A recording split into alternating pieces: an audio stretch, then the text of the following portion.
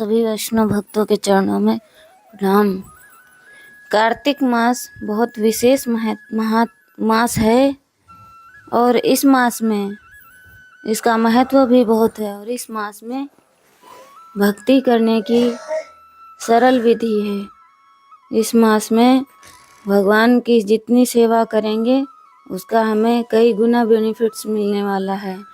तो आज हम बात करेंगे गोपाष्टमी कब है और गोपाष्टमी की पूजा विधि, महत्व और श्री कृष्ण से जुड़ी हुई कथा।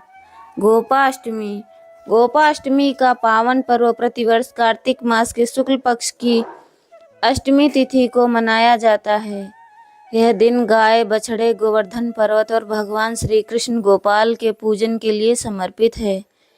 इस बार यह पर्व 29 अक्टूबर 2025 बुधवार के दिन मनाया जाएगा। आओ जानते हैं इस पर्व से जुड़ी पूजा विधि और श्री कृष्ण से जुड़ी हुई कथा। गोपाष्टमी का महत्व। 33 करोड़ देवी देवताओं का वास है। हिंदू धर्म में गाय को गौ माता का दर्जा दिया गया है और उन्हें अत्यंत महत्वपूर्ण माना जाता है। शास्त्रों के अनुसार गाय के शरीर में 33 करोड़ देवी देवताओं का वास होता है। इसीलिए गो पूजन करने से समस्त देवता प्रसन्न होते हैं और भक्तों की सभी मनोकामनाएं पूर्ण होती हैं। इसीलिए गोपाष्टमी के दिन गायों की पूजा होती है, गोवर्धन पूजा होती है, श्री कृष्ण की पूजा होती है। तो गाय को तो वैसे भी पूजा करनी ही चाहिए, लेकिन आधुनिक समय में गाय को बाहर निकाल दिया गया। अन्य पशुओं को, कुत्ते को उसका पालन किया जाता है, उसका लालन पालन करते हैं, उसका बहुत ध्यान रखते हैं। लेकिन गाय जो हमारी माता हैं, जिनसे हमें लाभ है, जिनमें देवी देवताओं का वास है, उसको बाहर निकाल दिया गया, उसको डंडों से मारा जाता है। तो कितना कलयुग में बस यही बढ़ोतरी हो रही है कि गाय को तो बाहर निकाल दिया गया है, उसका सम्मान भी नहीं करते हैं, उसको मारते हैं और कुत्तों को अंदर बांध लिया गया है। तो गोपाष्टमी के दिन हमें क्या करना चाहिए, आज हम आपको संपूर्ण जानकारी देंगे। किस प्रकार से पूजन करें और पूजा विधि क्या है।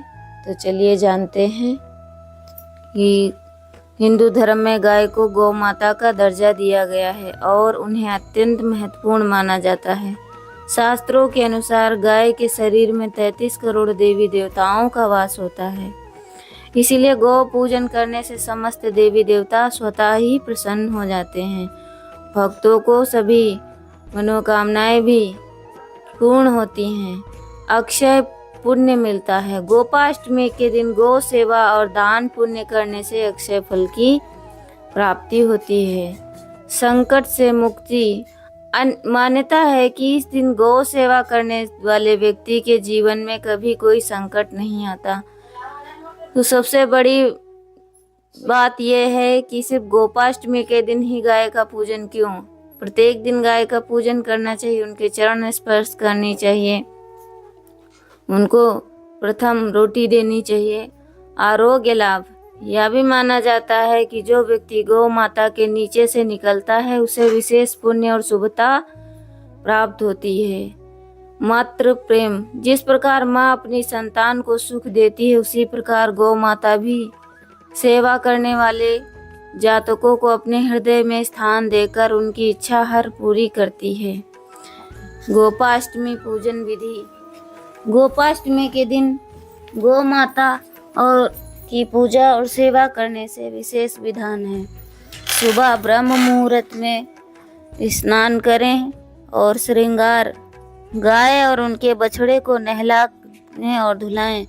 उन्हें सुंदर वस्त्र, आभूषण या रोली हल्दी के टीके और माला पहनाकर श्रृंगार करें। पूजा और परिक्रमा। पूजन और आरती। गाय माता की पंचोपचार विधि। गंगा जल, पुष्प, धूप, दीप नैवेद्य से पूजा करें। दिया जलाकर आरती उतारें। परिक्रमा करें। गौ माता की श्रद्धा पूर्वक परिक्रमा करें।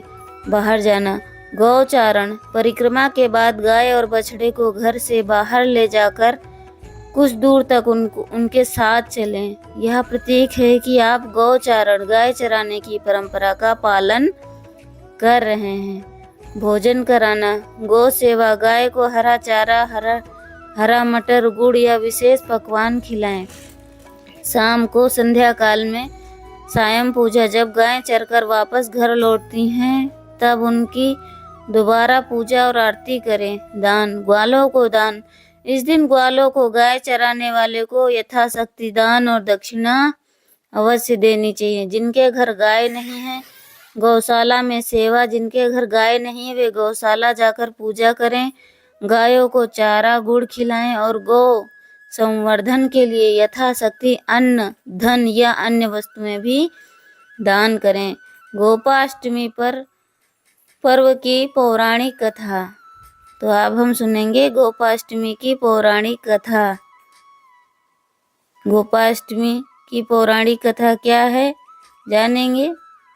ये कथा श्री कृष्ण से जुड़ी हुई है, तो इसको हमें श्रवण करना चाहिए और पूजा विधि नियम का पालन भी करना चाहिए, क्योंकि गाय श्री कृष्ण और गौचारण की लीला। भगवान ने जब छठे वर्ष की आयु में प्रवेश किया तब एक दिन भगवान माता यशोदा से बोले, मैया अब हम बड़े हो गए हैं। मैया यशोदा बोली, अच्छा लल्ला, अब तुम बड़े हो गए हो तो बताओ अब क्या करें।